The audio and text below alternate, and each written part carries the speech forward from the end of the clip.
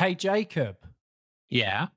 when I say pod, you say cast. Pod. Cast. Pod. Oh, This is. even 5 hours of rehearsal didn't get us to do that properly. It's so frustrating that the audience can't see the choreographed dance piece that I had for that. But you Yeah, you we're both just wearing leotards. yeah you just did a backflip, which is I did. insane. I landed on my own head. Yeah. And the audio was just fine. It wasn't interrupted at all by that. You're a Yeah. true professional, Jacob. And the pod must go on. So how are you? Yeah, I'm fine, thanks. My neck's a bit sore after that, but yeah, no, all good. Can't complain. Well, as my mum would always say, have you tried Sudocrem? Because Sudocrem. Sudocrem, the cream, or as we used to call it, Sudocreme, which I later found out is actually pronounced wrong. Oh, I think that's what Sorry, we mum. called it as well. Yeah, sorry, mum. It's actually called Sudocrem. But it's the cure-all cream that fixes everything. So maybe if you rub some Sudocrem on your neck, should be all right. This episode of Careers Merit is sponsored by Sudocrem. And if you use our code Poddyboys at checkout, you'll get 10% off your first order of Sudocrem. Other creams are available. When I was younger, my dad always used to call the shop Lidl. And I always thought that was normal. And it was one of them until you say it in front of a group of friends and you go, "Oh, I've just been to Lidl." And they go, "What? It's called Lidl? Why? That's mental that you're calling it that." And then I had to go back to my dad and say, "Dad, it's actually called Lidl." And to this day, he still calls it Lidl in protest. So, I've heard someone call it Lidl before. I think the yeah, actual German way to pronounce it is Lidl. like, like that bit in SpongeBob when Patrick goes, "Lidl, Lidl, Or that bit Lidl." at the end of Scarface What? when he says, "Say hello to my Lidl friend." And it's funny that you mentioned that because this podcast is also sponsored by Lidl And Scarface. and Scarface and Tony Montana. Yeah, we finally got the sponsors coming through, guys. So, should we tell everyone about our wonderful guest? Um. y- n- Ooh. No. Yes. Okay, well, our Lidl guest for this episode is our Lidl friend, Abbie Edwards. Abbie, we know from uni. Abbie is a teaching assistant and alongside that does stand-up comedy as well. And if you've got nothing else to say, Jacob, which I hope you don't, because I can't stand the sound of your voice, shall we move on to the episode?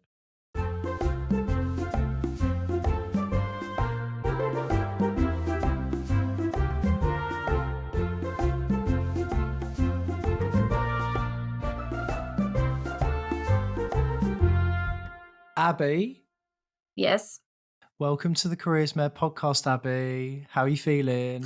I'm feeling very excited, Jordan. How are you feeling?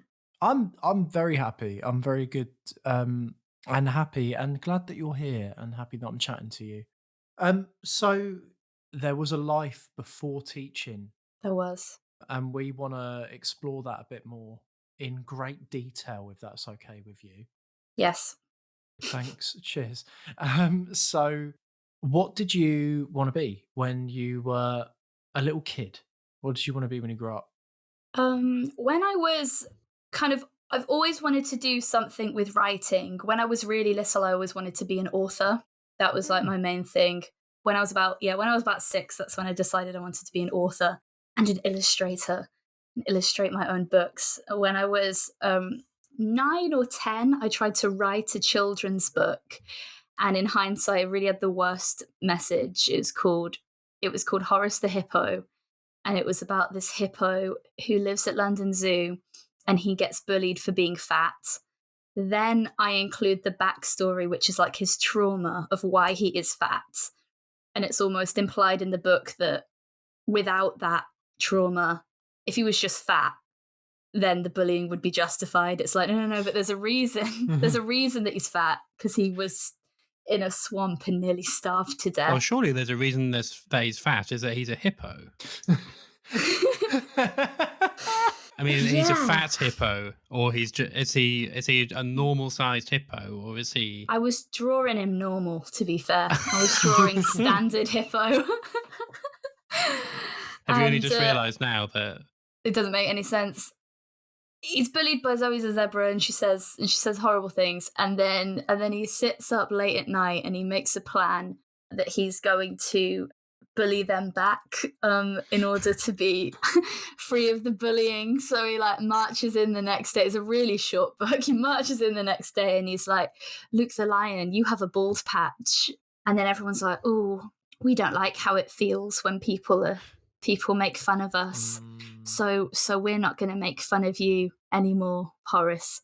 And then they have a party, the end. And I really thought at the time, I was like, this is like such a good lesson for children. Fighting fire with fire. Yeah, making people scared of you, make people fear you. And then I drew it all and I showed it to my dad. Really, I was so proud. I did it all in one night. I was really like, oh, I want to write a story on the Apple Mac. So like I wrote it all down, printed it off, drew the pictures, showed my dad, and it's only like 6 pages long. It's a really short story. And then he went, a story of plot and revenge. And that's all. That's really all he had to say about it. So did that want to be an author? Did that carry on throughout school, or did it change a lot as you got older? Well, there was a brief, when I was about 8, I wanted to be a pop star because I was big into Hannah Montana, but that was brief. So brief interlude of wanting to be a pop star, and then back on the writing. Yeah, I wanted to write books, and then throughout, when it was secondary school, here's my origin story. In year 9, we did a module on comedy writing, and I was like, are we going to watch stand-up? Because I've seen all of it. and we were watching clips of like Michael McIntyre, and I was like, I know this one's about this and this, and everyone's like, oh, this was when we were 13, and I'd really started getting into stand-up. I watched it first when I think I was 11. My mum had like put on the Mandraw bit by Michael McIntyre, and when you first watch stand-up and you don't really understand it, so you're like, so they're just making this up off the top of their heads. That's magic. And then I would watch all of the clips of Michael McIntyre's Comedy Roadshow, and then I'd watch so much that I'd see the routines come up again, and I was like, oh, okay, they're writing it. But when it came up, I was like, this is the Mandraw one, they're going to make this joke, and then everyone's kind of like, why do you? Because no one else had really seen stand-up, because we're 13 and nobody cared, but we had to write different comedic rants, and I wrote it about IKEA, and I got a very good mark, and then I was very much, and this paints me in such a bad way. All I ever want, it used to happen in primary school as well, in English, all I ever wanted was just for my work to be read out. Well, they used to just be like, and a very good example was Abigail's. Abigail, would you mind if I read it out? I was like, oh, go on. It was so like, go on, read it out. I want everyone to hear the work I've done, which now I'm saying that it is essentially, that is what you do stand up for. You've written something and now you want to read it out. You want everyone to go, that was very good, what you wrote. And when it was being read out, did you kind of go like, put your head in your hands, like kind of go, oh, this is embarrassing, like? Yeah. Yeah. I'd go, oh, okay, if you must. And then I'd be like, yes, God, what a rush. and then, this happened in year 9. So I'm 13 or 14. It's where I learned the rule of 3. I found my book and I've got annotated like exaggeration, like comedic devices, exaggeration, rule of 3 and stuff like that. And I was like, still come in handy to this day. And we had to do it. It was like a mock exam. So we did it in the hall, like a GCSE exam, but we were writing a comedic rant. And I decided to write it about IKEA. And then I got a very good mark on it. I was so happy because I'd really tried hard and I wanted it to be good. And then, she read it out and I got I got a few titters from people who I knew did not like me. So that was a big Yeah. win for me. So it had to overcome that reluctance to laugh. That kind of, God, she's so arrogant. I really Yeah. dislike her. She's such a tryhard. See, I don't. That's interesting you say that, because for as long as I've known you, I've not felt any arrogance coming off of you. Thank you. I don't know whether I was arrogant. When I was at school, I just, especially in English, also at that age, kind of in everything, basically my friendships were not going so well. I was kind of bullied throughout secondary school. So outside of lessons, I was having quite a difficult time. I was always quite anxious for break time. So I was in a lot of clubs, I was like, what am I gonna do? It was always a little bit turbulent. So in class, because I was always quite good at school, I was like, I'm going to enjoy lessons. I'm going to enjoy learning.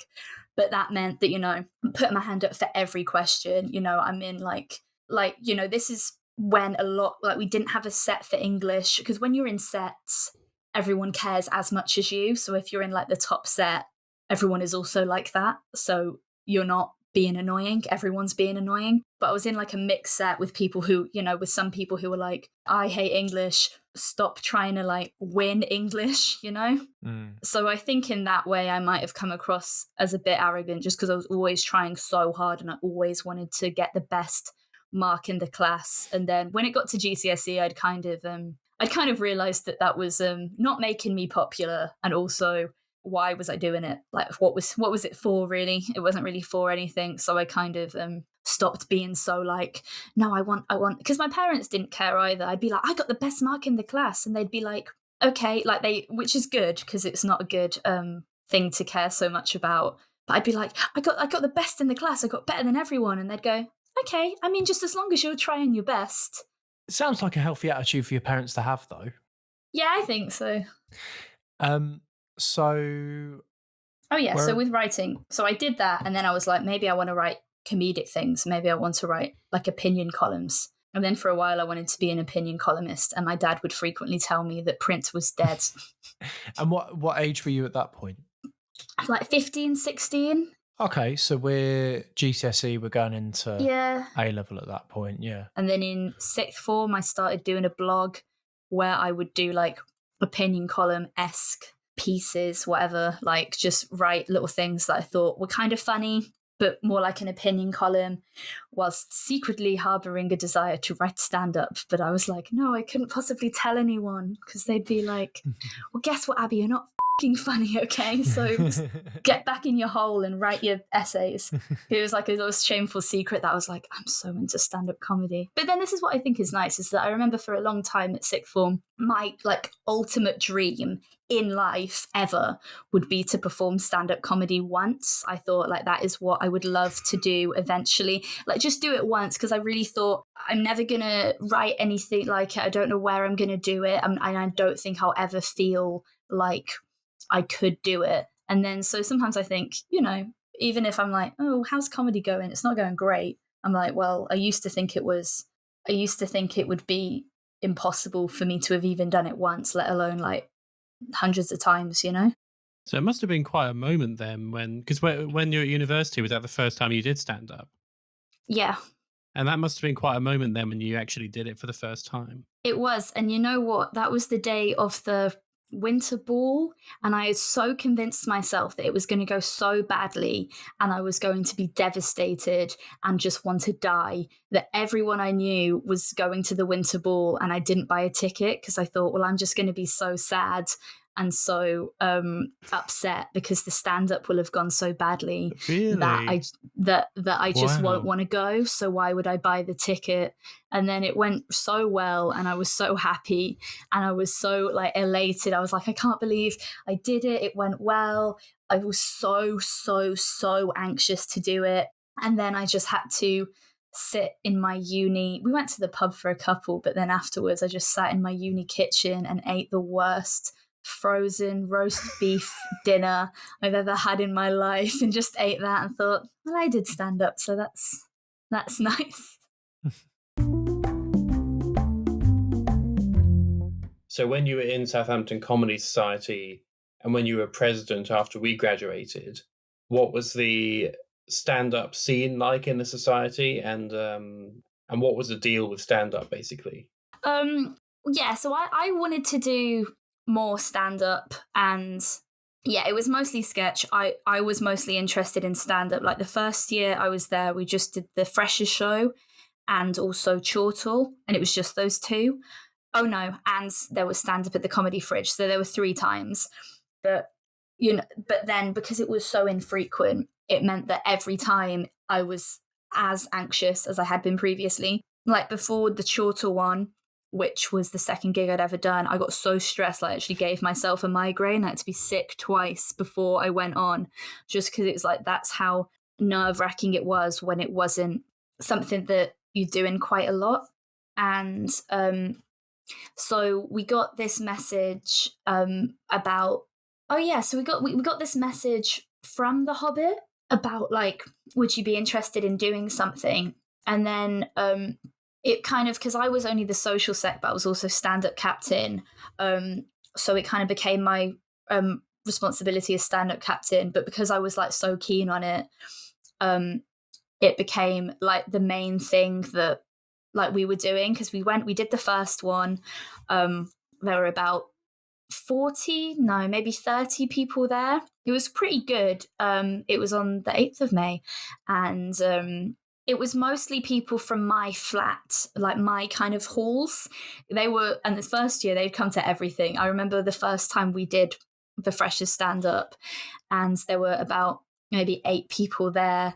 And then you popped your head in, Jacob, and you were like, there's a group of about 20 people here. And they came in and I thought, they can't be for the stand-up. And they said, is it the stand-up? And I was like, yep, that'll be everyone from my halls. And yeah, so we did it, and we did it on a Tuesday, and it was successful. And then we decided to do it every month. The second one, I think we had about 110 people that I counted. Like you couldn't actually fit them in the room. We'd have a few tables at the front, and then the whole back of the room would be standing, and people would kind of filter in and out because it was so packed. But I think it was definitely the thing I was most proud of at uni, is that it was like, we put a lot of effort in. We'd have stand up and improv, and then all the acts would get a free drink. And yeah, it was good. It was definitely did that more than my degree, is try and organize that comedy night. But it was my favorite thing. In third year, before it was COVID and we all had to go home, I did this all female stand up and improv night, which was I was like, I feel like I've really achieved something, because I was like, I've kind of got enough girls into the society and kind of hyped enough girls up to do stand up, because I've always had this, correct me if I'm wrong, I've always had this belief that I think all men are born with the kind of innate thoughts that they would probably be good at stand up. Yeah. Whereas all girls, because I felt like, you get a lot of very, very, very funny boys in comedy, but also some boys who it's like, yeah, you're okay. And then there are a lot of girls who I think, you're so funny. I think you're funnier than some of these people who are absolutely gagging to get on stage. They'll go on stage right now. They'll go on stage having not written anything. And yet you don't think you're good enough to do it, but you are so good. So I'd really try and like be like, no, please just do it for me, because I think you're going to be so good. And yeah, maybe I push. Sometimes I'm like, I think maybe I was a bit like, you have to do stand up, you have to. But yeah, eventually we got it so that so many of the girls like had done stand up before that they were like, yeah, I'll do. And there were enough girls to do improv, just girl improv. And we did that at this bookshop ale house, and there was barely anyone from uni, because I think it was more of a bar that like kind of early 20s, like mid 20s people went to, because there were like kind of no familiar faces in there. That was even though the mic didn't really work, because I was using bad mic, but it was good. And I was like, wow, it's like we got enough girls in the society now that it's not like, okay, we've got one girl in the first half and one girl in the second half. We need some more girls to balance it out. It was like, yeah, we got enough for like a whole lineup, which I was very happy about. Do you find that when you did stand up, because you said you were really stressed about it, but obviously, everyone who does performing has to be able to feel that and then go up and perform anyway. Did you find that you were able to put a lid on it when you got up on stage the first time, or? Well, I used to do this bit where I would play the Me theme on the melodica as the beginning of my set. Oh, And I really? did Yeah. that. And I put that in because I wanted to be able to get a laugh before I started speaking, because I thought, like, if I stumble over my first joke or my introduction, then everyone will have no confidence in me and then it will start going badly. I was like, whereas this, I know I can play this. I'm not going to mess this up doing this. So I can come on, do that, get a few laughs doing that, and then I kind of feel like I've kind of warmed the crowd up for myself. So that's how when I was always so nervous, that is kind of how I planned it out. It's obviously risky because obviously a lot of the time when people are nervous, they'll hyperventilate. And if you've got a melodica in your mouth, that's going to amplify that. Well, also it kind of became like my kind of persona almost I remember this now. unintentionally. Once I was doing, oh, was it this? Oh yeah, it was I was on BBC Radio 4 Extra, because the BBC Comedy Awards that they now do on TV used to be on BBC Radio 4 Extra, and I got through to the heat. I was so unbelievably nervous because it was the biggest I'd ever performed to. This was like, I'd only been doing stand up for properly like a year. I'd only done maybe like 20 or so gigs, and it was in a theatre of 350 and it was going on the radio. I was so nervous. And then afterwards, someone was saying to me, they were like, oh, I really liked your set. I liked your kind of manic persona. And my friend that I had brought with me just laughed. And he went, that's just what she's like. That is just who she is. And I was like, yeah, my character. So when you finish university, correct me if I'm wrong, but the thing that I think a lot of us did was we thought, well, none of us can step straight out of university into being a comedian or a writer or whatever.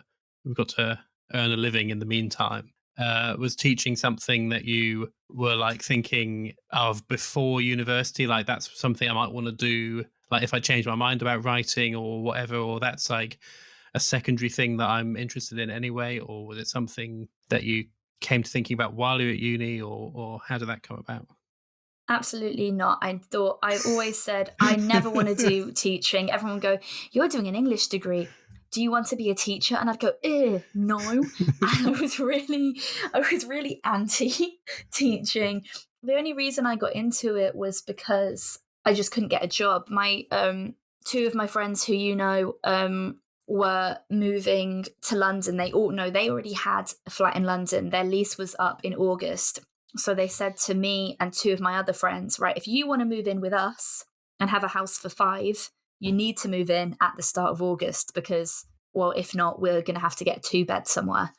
So it was like graduated, well, like handed everything in. And then it was like, okay, now I've got about 2 months to get a job in London. And it was just that I was just really getting nowhere with anything except signing up for some education agencies where you're kind of agency teaching assistant. So it was I just did that because I needed any job. I was applying for cafe jobs, events, organization, writing stuff I was like never going to get because I didn't have many credits or anything like that. And then I was like, okay, fine, I would like, if I work in a school, I have the holidays, I can maybe go to Edinburgh in the holidays. Right, and then it just happened to be the only job I got. So what was your first what job did you get then when you were moving to London? Teaching assistant job. It's where I still work now. Okay. Yeah, it was. I've literally just had. That's my only kind of proper job. I was with this agency. I got an interview, and then again, I thought I didn't want to work with children. I was like, I don't like, when you're kind of late teens, and it's almost a certain brand of kind of trying to be cool by being cynical and being like, I hate children. But I didn't even know any children. I didn't hate children. I think I just didn't want to be what everyone said that I would be, Didn't want people to go, you're doing English, you'll do teaching. I was like, well, actually, I'm specifically not going to do teaching because you said so. Yeah, so I got a job. I was agency for a year, which was so stressful because you're getting paid like nothing. So I was on like universal credit while working full time because I was earning so little. Wow. Yeah, and it was very draining. It was also lockdown, so it was extremely difficult. Also, I'd just moved to London. Yeah, living in London.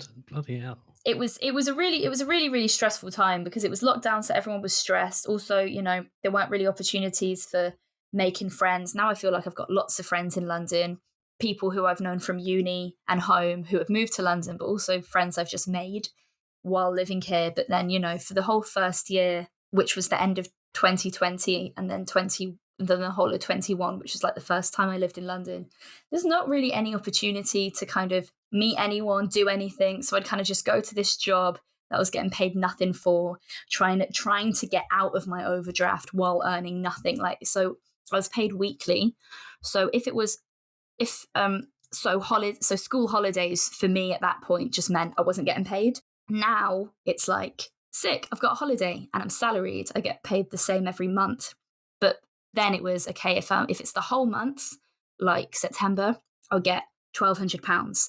If there's a half term, I'll get £900. If it's Christmas or Easter, I'm only going to get £600, which that's how much your rent is. And you got to pay everything else. So that was quite stressful. And then after a year, I got hired by the school, which meant I was then on like a much more decent salary.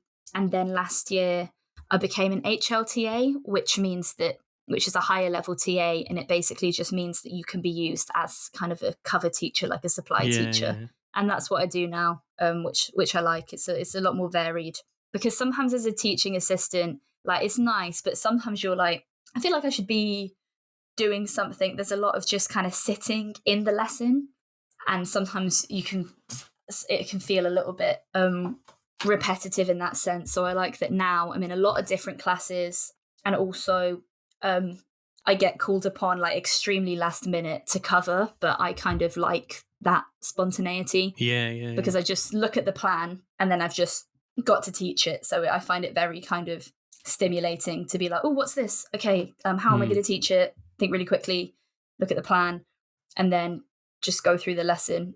So I quite like it. What's your favourite lesson to teach?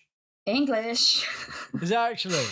Yeah, I love English. I mean, that's why I did it for a degree. Using your degree. I just love English. And I think because it has always been my favourite subject, and I did it obviously to degree, I just know what the fundamentals need to be, and also I know what, if they do now, will make secondary school easier in terms of understanding, like, they're starting to learn, the features of different things, and kind of me knowing that they need to know how to link what the features are to what the purpose of the text is, and just stuff like that. Whereas maths, because I haven't done any formal training as a teacher, I'm kind of unsure of the kind of, you do it like concrete, pictorial, and then written. That's how you learn maths. So you have like things like counters to work with first in anything. So you're kind of getting the idea of the concept of the numbers, or if you're dividing, you're sharing the counters out. Then you do it pictorially, like you draw it, and then you start further up the school. You understand the concept of like how much the numbers are, or what dividing actually looks like in terms of what's happening to the numbers. Then you do it numerically. But, obviously, I don't remember doing that at school, because you do it in like reception year 1, year 2. So it's not natural for me to know that that's how you need to start everything off, because I don't remember when I did it that way. Do you? No, apart from like very foggy kind of memories, I guess, of being in reception. Yeah. So in terms of that, because I haven't done any teacher training, I find that a little bit more difficult to teach, because I don't want to teach it to them wrong. I don't want to go like, well, here's the trick. You just cross off the 0 and that's dividing it by 10, because that's not understanding what's happening. That's just a trick. because I always have to be very different. I always have to really try to not just go, you just do it like this. Here's the trick. But why 'Cause you're can't not- you know, say that? Because I remember being taught that early on about dividing by 10 or timing by 10, take off 0 out of 0. Well, it's okay for them to they all kind of notice that pattern, but you need to teach it like it's moving up a place value column or it's moving down a place value column and doing it that way. But yeah, I'm always Place a value little bit column. Oh, is in like the thousands, hundreds, ones. tens. Yes. Yeah. Oh, yeah. I remember that actually. Yeah, so stuff like that, I find it. I'm just always slightly less sure of. That's kind of such a soulless way to teach it, though, isn't it? Like, no, like that just makes it seem so much more complex than it really is. Well, it's just, but you'll be surprised how many children. It's called what is it called? Number sense. Like, so a lot of children go 9, 10, 11, 12, 30, 40, 50, and they're not actually saying 15. And then in their mind, 15 and 50 are interchangeable. And sometimes you'll do a maths problem with the child. You'll be using all the concrete resources so they can see that we've got like a lot of tens. We're doing like 24 and we're like plus 26. And they can see that there's lots of tens and there's lots of ones. And then they go, okay, it's 50. And they write 15. And then you're like, okay, so you really don't understand how much the numbers are. Because if you did, like, you would know it can't be 15 because that only has one 10. And I've just looked at 4 10s and a load of ones. Yeah. So it's stuff like that I think is why you're not supposed to do the tricks, because otherwise they'll be able to do it, but they're like, I don't know what this even is or what it actually means. I know. I think I'm just having the thing that everyone thinks when they know something. It's like, well, I know it, so surely it's easy. Just say, yeah, just do it like that. But yeah, forget that you have to go back to first principles. Yeah. Do you ever teach like other year groups, like younger ones or older ones? Yeah, I teach reception quite a lot. That is fun. That's something. So I worked in year 2 for 2 years, then year 3 for about half a year. And since then, for a year now, a year and a month, I've been kind of everywhere because I cover lessons all through the school. And when I'm not covering, I'm a TA in year 4, 5 or 6. But it's nice because now it's like I know absolutely every child in the school, which is nice, especially the young ones, because they're like, Miss Edwards, like every time they see you, because they're like, they just, they think you're so fun because, they're little. My mum is a part-time TA in reception. So, and I know she listens to this, so she'll enjoy hearing about this. Reception is very interesting. It's grown on me. Because when I was first in there, I was like, what is going on? Like, this is just playtime. This is a bit mad. Where are the books? Where's the mathematics is what I cried. It's like they sit on the carpet. Also, this is the thing, is like the plans for, it's just interesting, kind of the idea that like children need to play in order for their brains to develop as well. So the lessons are actually very short. Like the input, which is when you are talking to them, it really should only be about 20 minutes long because they're 4 years old. So they like it's a waste of time to talk at them for longer than that because they just can't. It's too long for them because they're 4. So that's why you kind of in reception you do a little lesson with them. You do like an English lesson in the morning, and like the book that they were doing was Toys from Space. So then they had to kind of say like, and it was about all these toys who get left outside. So one of the toys tells a story about an alien who's stolen all the toys, and then you kind of talk about that for a bit, and then all they're going to have to do is like write a sentence about their favorite toy, and you do that like individually, like you bring them over, and while they're doing free flow, which is where it will be like, okay, we've got Play-Doh over there. But it's all to do with the topic. So they were doing a few books to do with space and aliens and stuff. So then a lot of the kind of toys and stuff they've got are like to do with space. So they can do like pretend play like that they're in space. A lot of the drawing will be like drawing things that are in space. So there's kind of a theme. and then you'll bring on. Then there's also always Lego, and there's always cars, and there's always painting. Of course.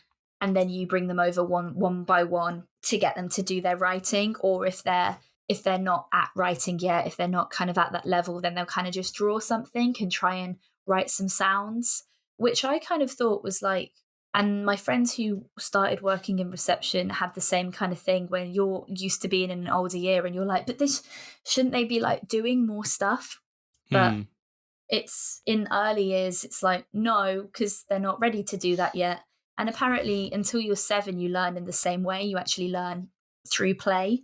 So that's actually the better way for children to learn, like, because, you know, they're, especially I think now, children are so like on tablets and stuff. It's like at school, especially in nursery and reception, it's just time for them to just play with things and explore things and make friends for the first time and learn how to share and kind of figure out who they are as a person. Like, what do they like doing? What stories do they like? What do they like to play with and stuff like that. So it's a lot of kind of their own development as a person, and also kind of understanding the world.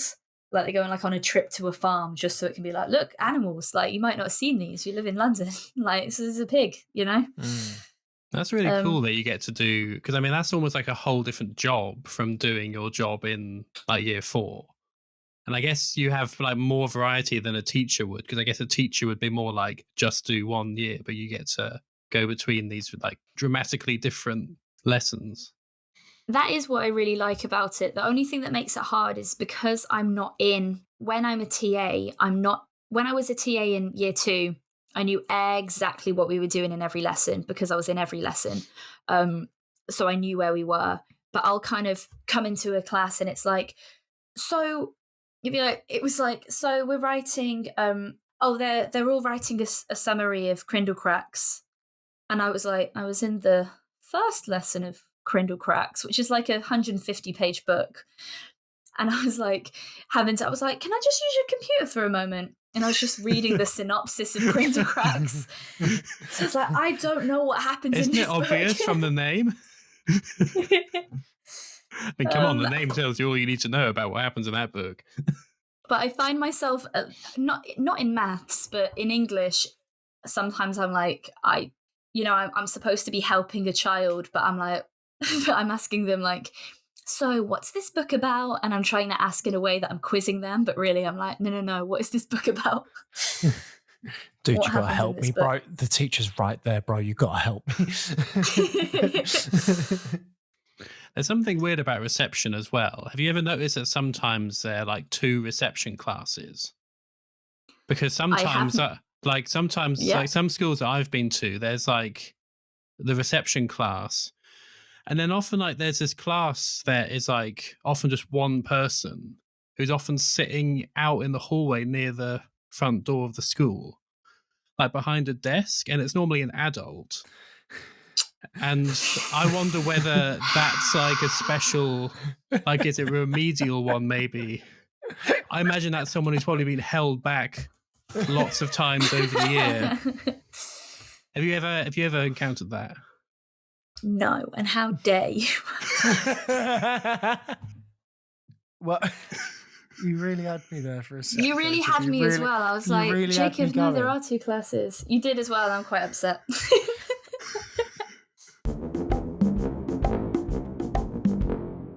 I run the choir. The choir bangs. Yes, tell us about the choir.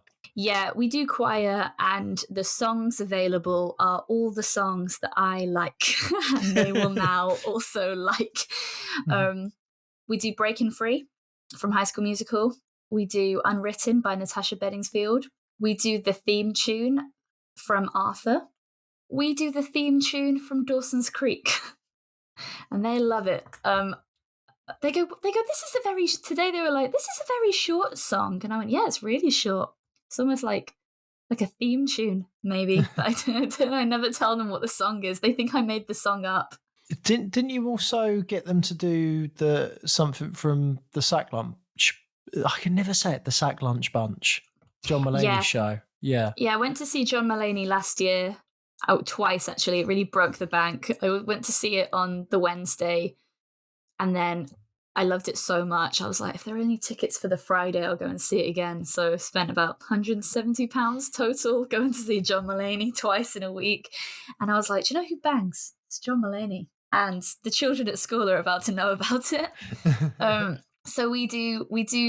Well, I showed it to them. It's a little bit low at the start for them. I tried to make it up a key, but then it's a bit high. So I kind of thought, this was right before half term. I thought, this has been fun to show them, but I don't think this is really going to be a song we're going to be able to do a lot. It's like pretty wordy.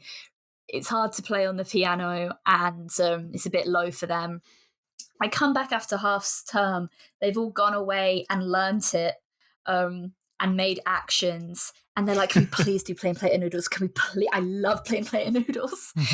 And we went for a trip and we performed it at Wigmore Hall with all their actions that were so funny. They were like intentionally funny. There were only 13 of them in the choir, mostly kind of precocious girls from the same class who are all friends and are like, we've all made up actions. It's that kind of energy in the choir. And then we did it and it was great. We also do Flowers Exist at Night from the Sack Lunch Bunch. And I wish I could show it to them, but there's the bit where he goes, I drew a stick figure of a lady with breasts, and then he draws boobs. So I think I can't show them just because of that one bit. But yeah, so did you get into, because you're a pretty good singer, aren't you? Have you always I'm okay.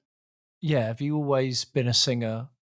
Well, I was always in choirs, yeah. But you know what? It was only when I was about 4, maybe 15 that I would ever sing in front of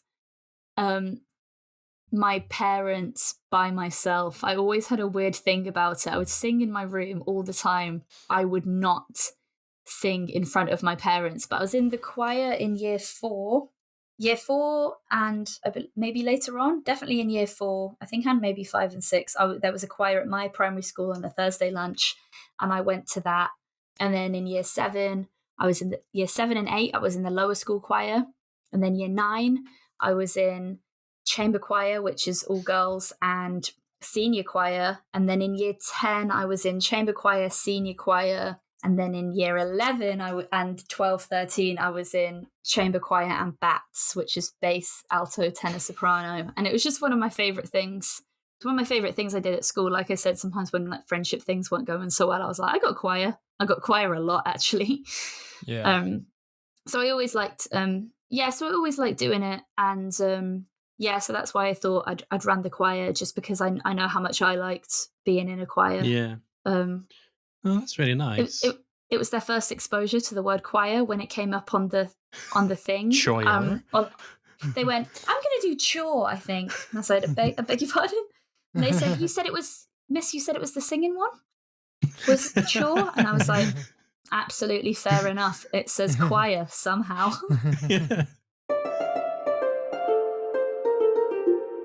We're coming on now to the final section of the podcast, which, as you will well know, Abbie, and if you're a regular listener, is where we come up with a dream job for you. How does that sound? I'm extremely excited. Good. So if you could right now magically do any job, is there something you already have in mind that you think that's what it would be? I've always thought it would be fun to not to be Anand, but to run to run like a cafe that also could do comedy. That I always thought that would be cool. Me and my friends at sixth form, we used to say if we were gonna quit, if we were failing our degrees, that there was this shop on the high street that was always closed, and we'd buy it. And we said that like every year we could turn it into a different thing, like a milkshake bar and a jazz club and then a comedy club and then all different stuff.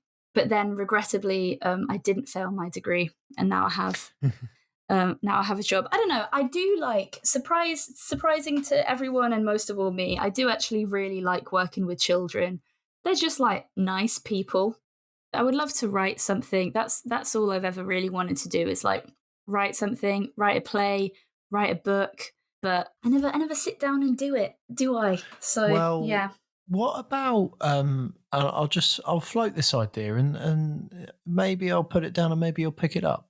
You like working with kids, you like writing plays. Why don't you write plays for kids with kids in them, and then you could direct them? I did that last year. I wrote a version of A Christmas Carol, and all the narration parts rhymed, and it was my magnum opus. But I spent a bit too long on it, and they didn't have a lot of time to rehearse. I think that actually, like, something that we could have looked into with Anand a bit more, episode 4, go and listen to it if you haven't already, is if you want to do stand-up comedy, then it's not necessarily obvious that you would like to own and run a comedy club, because that is something that does specifically appeal to some people who don't want to do stand-up themselves, but really like the comedy scene, really like comedy, really like the skills that you need to run a business and da da da da da. And that's why it is really appealing to them to own a comedy club. Do you think you would actually enjoy that, or do you think you would start to resent the fact that you were having stand-ups coming and performing? Say if you had like this cafe comedy club thing, you'd kind of resent the fact that people were showing up and just doing their sets and leaving, and you had to do all of the admin and the background stuff. Oh, you know what? That would annoy me. I'd be like, this is a stayer and a bringer. I don't care how famous you are. You're gonna be here at 7 and leave at 11. Yeah, going back to your days on being president of Comedy Society. Well, because it's just I loved booking it so much, and I think I used to run a night called Comedy Bunk Bed, and if I have a bit more time, I might try and run another night again, because the venue was way up in Enfield. It was just it was not central enough for anyone really to come, but I think it was a good show. But yeah, I like, because obviously I know loads of comedians, and I do like booking things. I like being like, oh, they're good, and like collating what I think is going to be a great show, because I think everyone is really good. But yeah, I think that you're right, Jacob, that is more me wanting to run a comedy night rather than a comedy club where people are just coming in and out and it's not special for them. I need it to be special. Yeah, you probably want to be a bit more footloose and fancy free, for want of a better term, don't you? Like, you want to be able to go and, like, in whatever situation this is, you want to be able to do, your fill of stand up yourself and have the freedom to do other things, but you don't necessarily want to have all that burden of organization and everything on you. Yeah. Maybe I'm currently in my dream job. Wow. I get to that would be lovely, wouldn't in it? the spare time. Wow.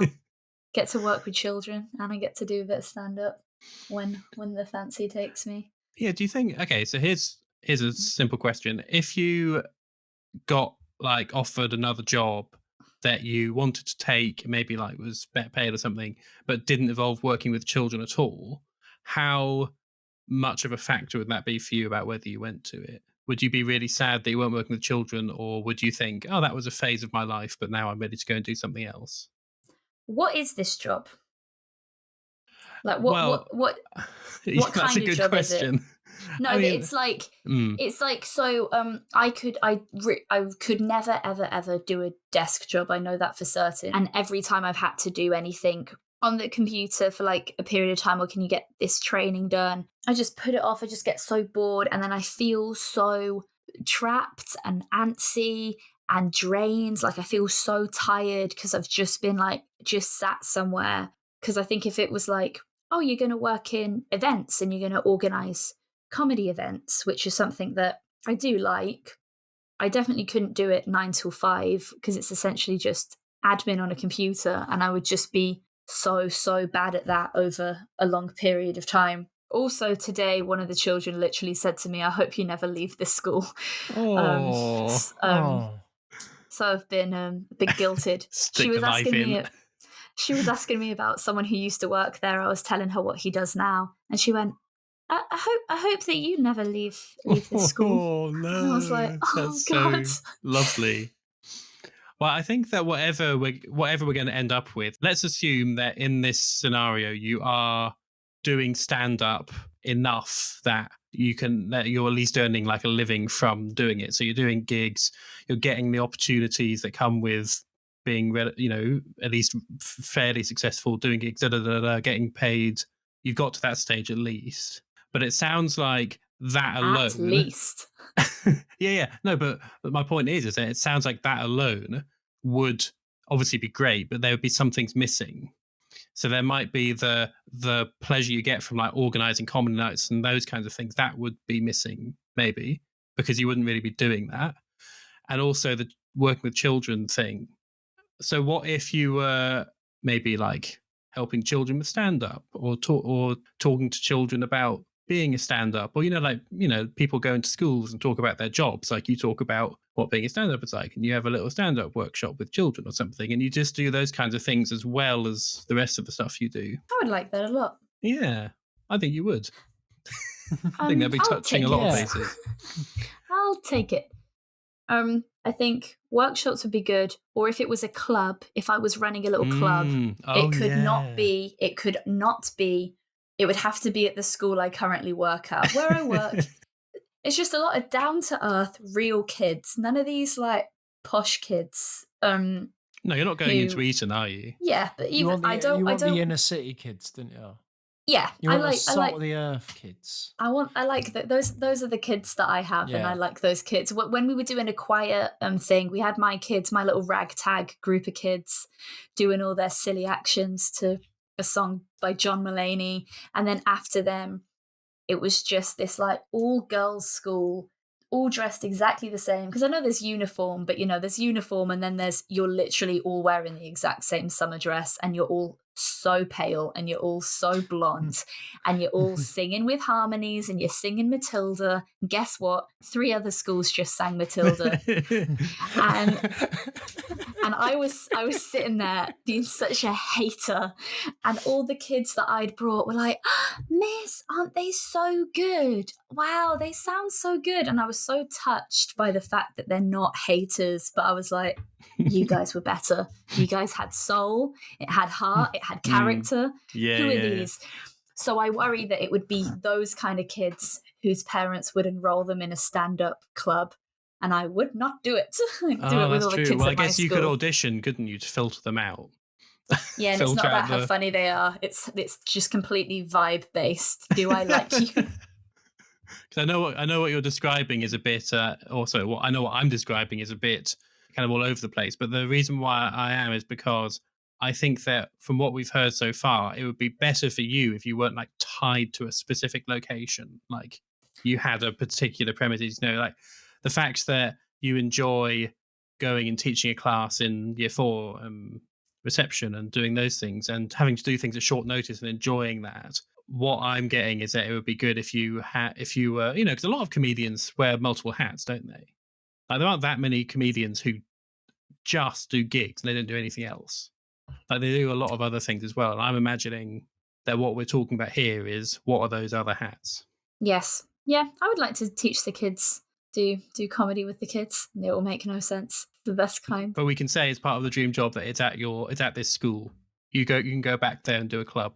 Yeah, I can go back there. I can go other places, but I will also go back there. You can do what you like. Yeah, but the chief vibe inspector for the kids coming in. How common is it, I guess, for comedians to themselves organize comedy nights? Because obviously there are lots of comedy promoters who are not comedians. I feel like it's not very common, to be honest. Well, then that's something that you could break into. Is your part comedian, part you put on nights? Well, I think people put on the occasional night when it will be this comedian and friends. I think sometimes that's something that they've organised. But I think by and large, from what I understand from speaking to our friend Sharon Wanjohi, it's very much like the bookers and the agents, they're sorting out the stuff, they're sorting out everything, and then you will be contacted, do you want this gig? But at the level I'm at, most gigs that I do are organised by other comedians. A lot of the gigs I do are like just a lot of comedians just run their own night. Like Marty Gleason does like Wheel of Death. There are lots of other ones I can't think of. Imogen Trussell does like Wendy's House, and they run like their own night. But I think a lot of comedians at kind of my level, it's like if you don't have an agent, you're running nights to liaise and kind of Yeah. network with other comedians through running your own night. But say if it was just I become a comedian who makes a living off doing comedy, would you then feel like you regretted that it wasn't like that anymore for you? And is that something you'd want to preserve at least, or have the option to preserve into being a bit more successful? Because I'm sort of imagining that in this scenario, you're taking on maybe fewer gigs than the average professional comedian would be in order to make time for these other things. I mean, not like many fewer, but just like a bit less, so you got time to do the stuff with the kids and the other stuff. I think that actually would be my dream, because I get very sleepy. So don't want to be up every night. Yeah, that would be lovely. And yeah, also with the kind of booking thing, like something that I've heard people say is that when they're kind of becoming successful in comedy, obviously they're making friends, but like whereas they used to always gig with their really close friends, now they're not gigging so much with their really close friends. Now it's more like, these comedians are my colleagues and I get on with them, but you're not gigging with everyone from Comedy Society anymore, kind of thing. Yeah. I know what you mean about like how fun it is to book, because obviously for the podcast, so I don't know about you, Jordan, but I get like, even if it's someone who no one knows except us, because they're a friend of ours, I get really excited just thinking we're going to have this person on and they're going to be on in this slot and they'll be next to this other person and they're going to be really contrasting and that's going to be cool. And then when we've recorded it, thinking all these are really good bits and there are going to be people I know who haven't met this person that I also know, and this is how they're going to first hear about them, and just things like that. I find that really exciting for this, so I can completely see how that would apply to putting on a comedy night as well. Planning is fun. Planning stuff is fun, except lessons. That's why I'm not a teacher. Well, I think I think I mean, you're being very like modest about this. You're sort of, you're not saying, oh, I want this and I want this. You're just like, I think that what we've sort of talked about seems like you're happy with it. But is there anything else? My dream. It seems like your dream job. It seems like my dream job. If you could throw in, I like doing art with the kids, bit of art, bit of singing. Maybe I could come in and just be general. I'm doing an arts workshop. We'll do a bit of stand-up. We'll do a bit of art. We'll do a bit of dancing. Oh, I also do dance with the children. Do a bit of drama, a bit of dance. All those wishy-washy. Do you just want to be a drama teacher? I know. You know what? That was how this ended. I just want to be a drama teacher. I've never. Do you know what? And I think a lot of people are surprised to hear that I didn't do drama GCSE, because I think everything I've done, it seems like I would have done drama GCSE.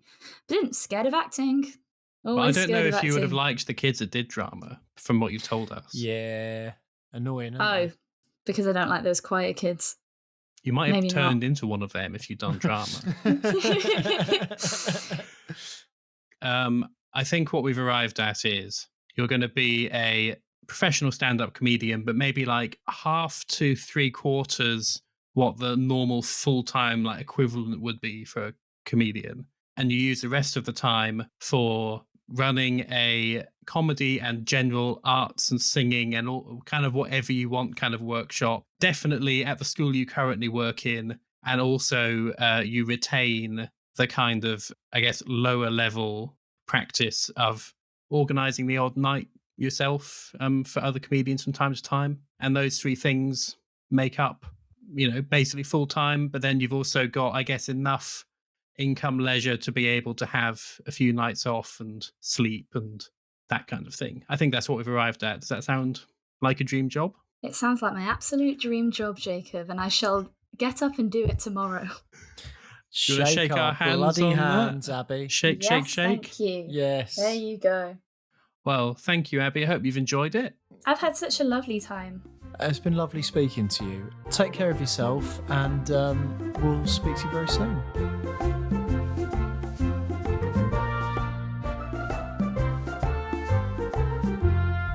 Hey, teacher, leave them kids alone. You know that one, Jacob? Yeah, I think we might have to bleep that for copyright reasons. Because it was a perfect rendition. Yeah. So that was lovely. That was lovely. I really I really like the wholesome ones, the lovely ones, the nice streams. They are all lovely in the end, but it's nice that Abby could take what she already does, which she loves, and just enhance it. Yeah. Very sweet episode. I'll tell you what else would be sweet as well is if you could give the socials a follow, and if you could please like and rate the podcast on your listening platform. We've got a YouTube channel now. So we've got shorts on there. And I'm wearing shorts right now, which is mad. So that Wheels must, within wheels. yeah, that's got to be something, isn't it? So yeah, check out the YouTube channel. We'll be posting all of our clips and all of our little shorts from the episodes on there. We might even post full episodes on there in due course. Yeah, we've got a Linktree set up now. So if you want to get in contact with us, if you'd like to be on the podcast, or if you know someone who has an interesting career and you think would be good to chat to us, let us know. Jacob, when is the next episode coming out for our listeners? Well, episode 15, the big 1-5, is coming out on the 18th of March. Yeah, not long to go now until I quit. So better get your listens in now before this all goes up in flames, eh? Oh yeah, when are you quitting again? Oh, I won't tell you. Oh, okay. But it's going to be abrupt and it's going to be messy. I'm going to drag you through the courts and it's going to be ugly. So get ready for that. Lawyer up, buddy.